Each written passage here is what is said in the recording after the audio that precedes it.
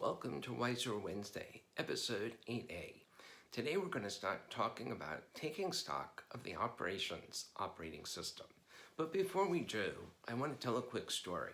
So about 2 years ago, I was at an event and we had an exercise. We had to identify one word pair that described who we are and what we did. Well, being the rule breaker I am, I came up with two. The first one was dynamic stability, and the second one was SCARILY ENLIGHTENING. Now, the facilitator for the event said, "That's really strange." Well, that's not the first time I've been told that. She said, "Well, what does it mean?" Besides that, they're both opposites, both sets. So I said, first of all, if you think about a helicopter is stable when it's sitting on the ground. When it's hovering, it's not a set stability. The pilot has to be working, has to be looking at the speed, looking at the wind, looking at the traffic, looking at any obstacles that might be around. So it takes a lot of work. If the pilot takes his hand off the control, all of a sudden, bad things are going to happen.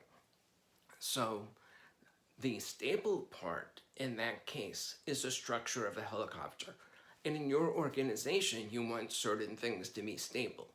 Payroll, safety, financial reporting, the regulatory group. You don't want them messing around. You want that to be just like the structure of a helicopter. You want that to be rigid and reliable.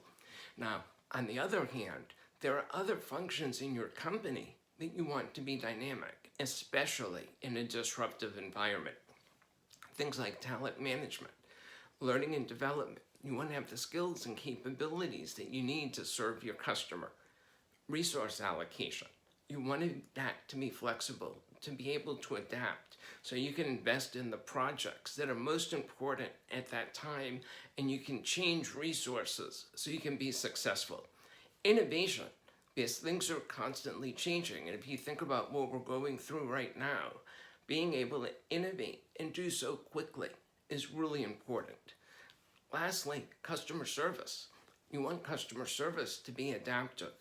Customers' needs change, the context changes, and you want your folks to be able to adapt. So when you think about it, you want them to be more flexible. Stable would be more rules-based, and rules-based really doesn't work in a disruptive environment. So in the next segment, I'm going to share a little bit about SCARILY ENLIGHTENING.